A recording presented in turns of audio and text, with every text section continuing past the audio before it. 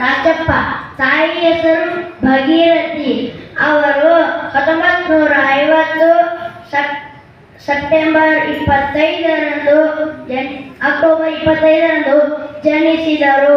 ಅವರು 7 ವರ್ಷದ ತನಕ ಅವರಿಗೆ ಮಾತೇ ಬರಲಿಲ್ಲ. ಅದಕ್ಕೆ ಚಿಂತೆಯಾದ ಭಗೀರಥಿಯವರು ಕಂಡ ಗುಡಿಗೆ ಗಂಟೆ ಕಟ್ಟಲು ಪ್ರಾರಂಭಿಸಿದರು. ಅವರ ತಂದೆ ಮಡಿವಾಳಪ್ಪ ಗಂಟೆ ಕಟ್ಟುವುದು ಇದು ಮೂಢನಂಬಿಕೆ ಎಂದಾಗ ಭಗೀರಥಿಯವರು ಸ್ವರಗಿ ಕಳ್ಳನೆಯಾದರು. ಆಗ ಭಾಲ್ಕಿಯ ಮಠ ಸಂಸ್ಥಾನದಲ್ಲಿ ಚನ್ನಬಸವ ಪಟ್ಟದೇವರು ಇದ್ದಾರೆ. ಅವರ ಆಶೀರ್ವಾದವನ್ನು ಪಡೆದರೆ ಎಲ್ಲ ಸರಿಯಾಗುತ್ತದೆ ಎಂದಾಗ ಚನ್ನಬಸವ ಪಟ್ಟದೇವರ ಆಶೀರ್ವಾದವನ್ನು ಪಡೆದ ನಂತರ ಅವರಿಗೆ ಮಾತು ಬಂತು. ಭಾಲ್ಕಿಯ ಮಠ ಸಂಸ್ಥಾನವು ಕನ್ನಡದ ಮಠ. ಬಸವಣ್ಣವರು ಹಾಸಿಕೊಂಡು ಓದಿಸಿಕೊಂಡು ಹೋದ ಮಠ. ಇವನಾರವ ಎಂದೆನಿಸಿದರಯ್ಯ, ಇವ ನಮ್ಮವ ಎಂದೆನಿಸಯ್ಯ. ಕೂಡಲ ಸಂಗಮ ದೇವ, ಇವ ನಿಮ್ಮ ಮನೆಯ ಮಗನೆಂದೆನಿಸಯ್ಯ. ಈ ವಚನದ ಮೂಲಕ ಡಾಕ್ಟರ್ ಬಸವಲಿಂಗ ಪಟ್ಟದೇವರು ನಡೆದುಕೊಂಡು ಹೋಗ್ತಾ ಇದ್ದಾರೆ. ಅದು ಹೇಗೆ ಅಂದರೆ, ಬಡವರಿಗೆ ವಿಧವೆಯರಿಗೆ ಅಲ್ಲಿ ಆಶ್ರಯವನ್ನು ಕೊಡ್ತಾ ಇದ್ದಾರೆ.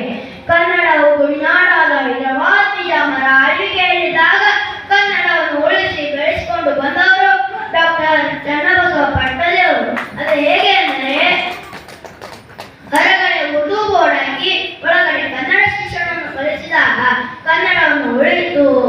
ಆಗ ಡಾಕ್ಟರ್ ಚನ್ನಬಸವ ಪಟ್ಟದೇವರು ಬಸವಣ್ಣವರು ಹಾಕಿಕೊಟ್ಟ ಮಾರ್ಗದಲ್ಲೇ ಸಾಗಿ ಬಂದವರು.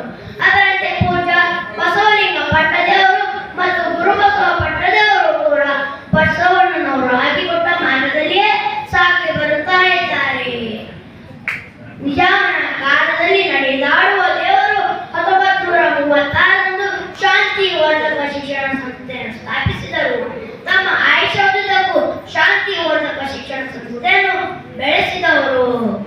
ಅಲ್ಲಿ ಇಂದು ಸಾವಿರ ಸಂಖ್ಯೆಯ ಕುಟುಂಬಗಳು ಹಬ್ಬಗಳನ್ನು ನೆನೆಯುತ್ತಾ ಶಾಂತಿ ವರ್ಧಕ ಶಿಕ್ಷಣ ಸಂಸ್ಥೆಯಲ್ಲಿ ಆಶ್ರಯವನ್ನು ಪಡೆದುಕೊಂಡಿದ್ದಾರೆ. ಅಷ್ಟೇ ಅಲ್ಲದೆ ಶ್ರೀ ಸಮರ್ಥ ಮಠದ ಉತ್ತರಾಧಿಕಾರಿಯಾಗಿ ಬಸವಲಿಂಗ ಪಟ್ಟದೇವರನ್ನೇ ಆರಿಸಿಕೊಂಡು ಗುರುತಿಸಿ ಹಬ್ಬಗಳು ಬಿಟ್ಟು ಹೋದ ನಮಗೆ ಬಹುದೊಡ್ಡ ಕೊಡುಗೆ ಎಂದು ಹೇಳುವುದು ನನಗೆ ಹೆಮ್ಮೆ ಅನ್ನಿಸ್ತಾ ಇದೆ. 21ನೇ ಶತಮಾನದ ಬೆಳಕು ಎಂದರೆ ಬಸವಲಿಂಗ ಪಟ್ಟದೇವರು. ಹಾಗೆ ಹೇಳಿದರೆ ಏನು ತಪ್ಪಾಗುವುದಿಲ್ಲ. ಇವರು ಮಾಡಿದ ನಂಬಲೇಬೇಕಾದ ಕೆಲಸವೇನೆಂದರೆ, ಬಡವರಿಗೆ ಬಸವ ಪಶುಗಳಿಗೆ ಸಂರಕ್ಷಣೆಗಾಗಿ ಸಂರಕ್ಷಣಾ ಧಾಮವನ್ನು ಸ್ಥಾಪಿಸಿದ್ದಾರೆ. ಅದನ್ನು 2004ರಲ್ಲಿ ಸ್ಥಾಪಿಸಿದರು. ಅಷ್ಟೇ ಅಲ್ಲದೆ ಅಲ್ಲಿದ್ದ ಮಕ್ಕಳನ್ನು ಶರಣ ಸಂಸ್ಕೃತ ಭಾಷೆಯೂ ಕೂಡ ಬರುತ್ತದೆ. ಬಸವಲಿಂಗ ಪಟ್ಟದೇವರು ಬಸವ ಶಿಶುಗಳನ್ನು ಕಾಪಾಡಿದ್ದಾರೆ ಎಂದು ಹೇಳುವುದು ನನಗೆ ಹೆಮ್ಮೆ ಅನ್ನಿಸ್ತಾ ಇದೆ. ಬಸವಲಿಂಗ ಪಟ್ಟದೇವರು ಅಲ್ಲಿದ್ದ ಮಕ್ಕಳನ್ನು ಎಷ್ಟೇ ಕಷ್ಟ ಬಂದರೂ ಅವರನ್ನು ಓದಿಸಲು ಆ ಕಷ್ಟಗಳನ್ನು ಭಾಗಿಯಾಗಿ ಆ ಮಕ್ಕಳನ್ನು ಏನೇನು ಬೇಕು ಅದನ್ನೆಲ್ಲ ಕೊಡಿಸಿದ್ದಾರೆ.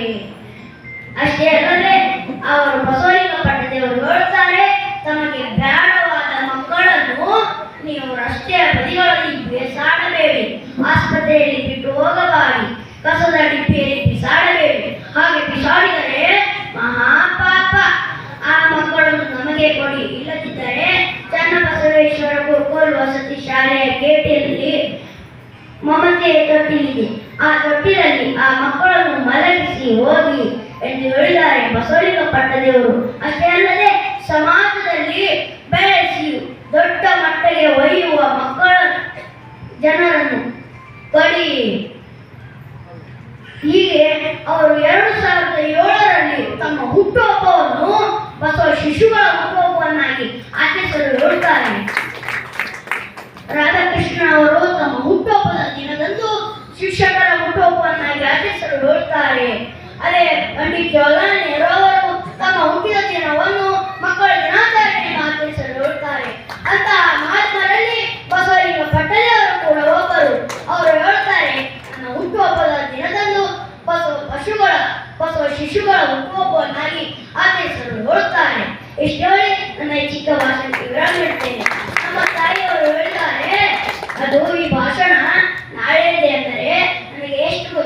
ಸಾಕಷ್ಟು ಹೇಳಿದ್ದೇನೆ. ಈ ಮಾತಲ್ಲಿ ಏನಾದರೂ ಲೋಪದೋಷಗಳು ಕಂಡು ಬಂದರೆ ನೀವು ನಮಗೆ ಕ್ಷಮಿಸಬೇಕು. ದೇವರ ನನ್ನ ಚಿಕ್ಕ